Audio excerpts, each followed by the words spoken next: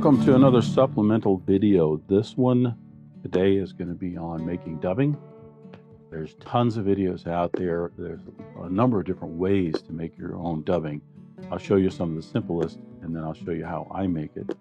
But this came about because a friend of mine who reached out to me a while back asking me about a fly John Atherton did, and actually somebody else on the internet posted a picture of it and got him interested into it. But it was a fly from this book, The Fly and the Fish by John Atherton, and it's the Atherton number 5. His particular question, the body for this, calls for a mixture of muskrat or mole and some reddish brown fur such as seal or polar bear dyed to shade.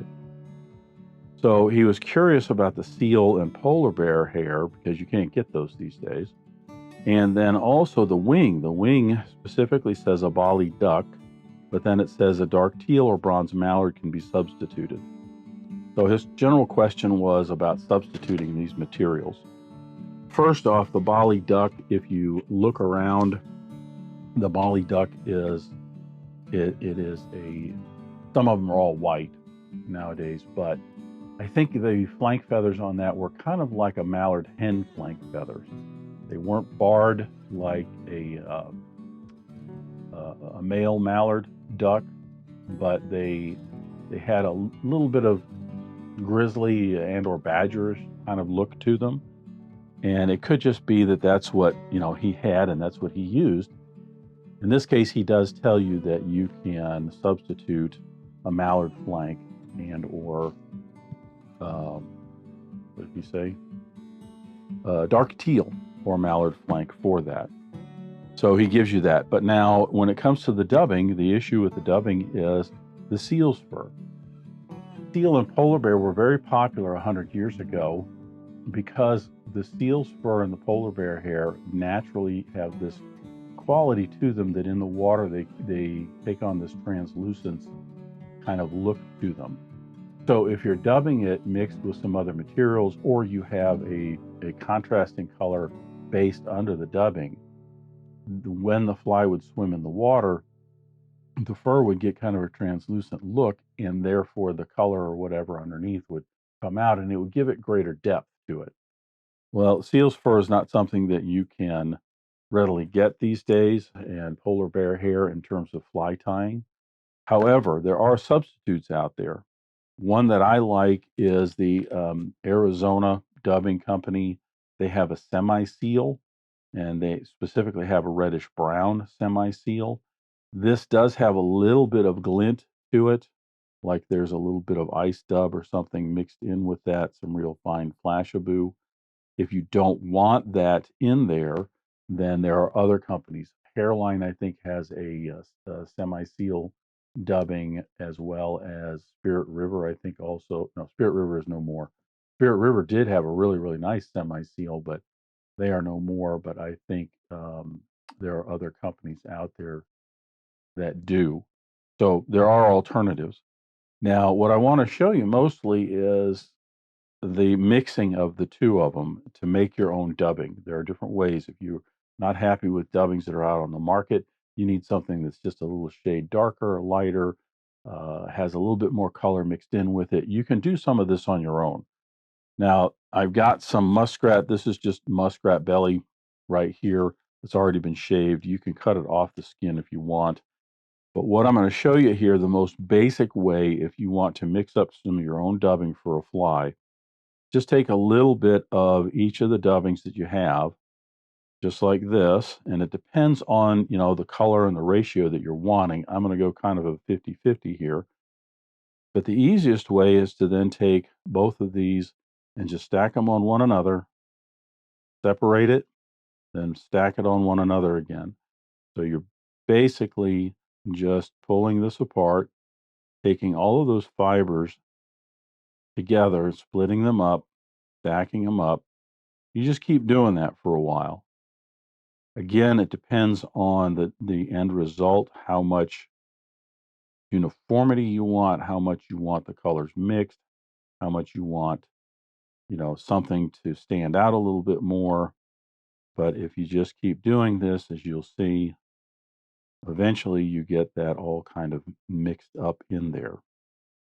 Now, this is if you're just going to be tying up, if I'm going to tie up, say, a half a dozen of these athertons, then this might be the route that I go, simply because it's much easier for me to just pull out a little dubbing, sit here for 5 minutes doing this, and then this mixes it up for me. However, if you are tying a bunch, or if you have somebody you know that needs a particular dubbing for whatever reason, there are other means of mixing this up that are a little bit quicker. So there is more or less my mixed up dubbing. You can see I still have a little bit of patch of gray in there that could still be separated out. But I pretty much have the muskrat and the semi seal mixed up in that dubbing. So that is the most basic way of doing it. However, I prefer, especially if I'm doing a larger batch, to use a coffee grinder. Now, the coffee grinder method is really, really simple. Like I said, there's tons of videos out there on this as well. This is just your basic coffee grinder. I think you can get these on Amazon for about 20 bucks, something like that. The idea is you have your hopper here, and inside there's the grinder right there where you put your materials. And you're actually not grinding it. I mean, if this was coffee, it would be getting ground up. What you're doing is you're mixing it, because of the fact that this is not solid enough to actually be chopped up or ground up. But the blades and everything inside will mix it together. So the easiest way to do this is, again, it depends on the shades you want, the materials you want in it. You're going to take some of your dubbing and just loosely put it in here like this. There's my semi-seal. I'm going to take, I don't want quite as much of the muskrat in here, or the gray. I want it just to kind of mix up, get a little bit of a gray color to it. So you mix that up and you put all that inside just like that. Then all you're going to do is you're going to push down on the button and you're going to pulse it. You're not going to just push down and hold it. You want to actually pulse it, because it's that rapid start of those blades that really kind of throws all of the materials together and mixes them all up.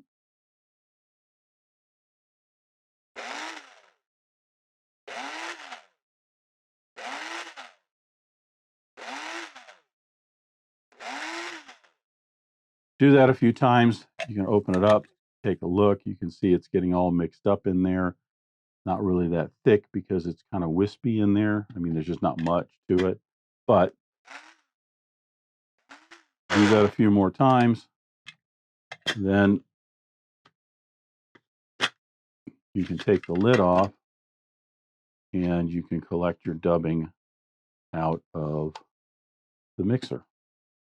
So as you can see, all of that is pretty uniform. There's a little bit here and there. You could put this back in and zap it a few more times if you want to, or just separate it like this. But as you can see now, I have this much, much more uniform than this separating. But at the same time, that is certainly doable for a fly. So now this right here, I'm going to set this aside as my Atherton number 5 dubbing, because I will be doing a video on tying the Atherton number 5 soon, and I specifically will use this dubbing.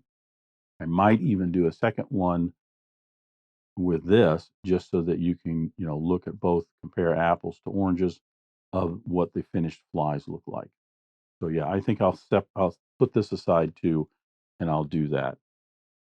Now, I do want to clean this bowl out, because what I'm going to do is show you that you're not just limited to, excuse me, you're not limited to using pre-made dubbings in this process. If you want to make your own dubbing, dubbing's made out of multiple different materials.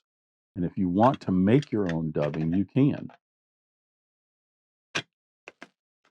So the easiest way to make dubbing is to just take some yarn and some fur and mix it together. And then you can even put in a little flash if you want to to add a little bit to that. So I've got some wool yarn. This is some yellow wool yarn. You can use even your Antron yarn that you get at the hobby stores or whatever, the fabric stores. Works really, really well. Antron's a synthetic, so it will not absorb water. It is used in a lot of fly tying, so you can make your own dubbing. The Antron also a lot of times will have a little sparkle to it. So if you don't want that in there, just keep that in mind. But I'm going to use this orange wool, and I'm going to use not orange, yellow wool. I'm going to use some yellow rabbit that I have here, but I'm going to throw in some chartreuse ice dub just to give a little bit of color and a little bit of flash to it, just to see how it turns out. You can do this with all kinds of different things. You could use some other hair, some squirrel hair or something like that in here, some muskrat, beaver, rabbit mask if you want. As far as flash, you can use some cut up flashabou or crystal flash. In there is a little flash as well. But now when you do this, you can't be putting big chunks in here. So I take the yarn and I usually will cut that down into about half inch strips. And actually I'll double this over a couple of times like this. And then I'll just cut these down to about half-inch pieces. The reason is this is all twisted. This is 4 strands that are twisted together. You want them short enough so that the blades in there, when they hammer into this, will actually split those twisted pieces all up. Now I'm just going to take a little bit of rabbit fur. This is actually some fluorescent, so it's going to brighten it up a little bit. I hope it's not washed out in the video, but I'm just taking just a medium chunk of rabbit fur. I'm going to take the under fur and the guard hairs, throw all that in there. Then I'm going to take my ice dub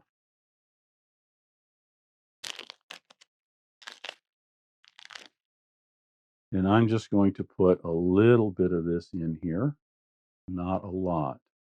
I want to keep more of the yellow color, and some of this chartreuse will kind of blend in with that and have just a little bit of flash. Keep in mind, you can vary these up any way you want. If you want a coarser dubbing with more wool in it, then put more wool in there than the rabbit. If you want more rabbit or more flash, then put a little bit more in. You can also add more rabbit and have more of what looks like a natural dubbing. So there's a lot of different ways that you can do this and make your own dubbings. So I'll go ahead and pulse this. As you can see, it pretty much mixes it up fairly quick.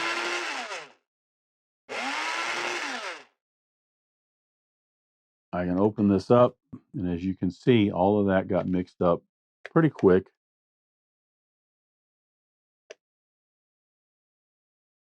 You do want to be careful if you're doing this to make certain that there isn't a chance that the blades can engage while you got your hand down in there. This one has a little trigger right here that has to be pushed down there in order to engage it. But as you can see, just with that little bit of wool, rabbit, and ice dub right there, I have a nice little patch of dubbing. So if I'm wanting to make some stone flies or some mayfly imitations, or a sulfur imitation or something like this, and I have just a hint of glint in there, you can see the chartreuse didn't really take away from the yellow color. It just adds a little bit, and adds a little. You could use a yellow ice dub too, but it just adds a little bit to it. Got a little bit of that pseudo steel mixed up in there too. But that is a very, very quick, easy way to make your own dubbing. So, like I said, there's tons of videos out there on mixing your own dubbing. I think Tim Flagler on Tightline Productions has one. I know David Bale does on his channel, and I think Matt over at Savage Flies also has one. And so if you're really interested in making your own dubbing instead of buying dubbing, by all means, there's just tons of different ways you can do this, but a coffee grinder really, really does come in handy. As far as the Atherton number 5 goes, we have our semi-seal as well as some muskrat all mixed up, and soon we'll have a tying video out for the Atherton number 5. So thanks for watching. There will be other supplemental videos coming down the road, and just remember, it's fly tying. You're not having fun, then you're doing it wrong.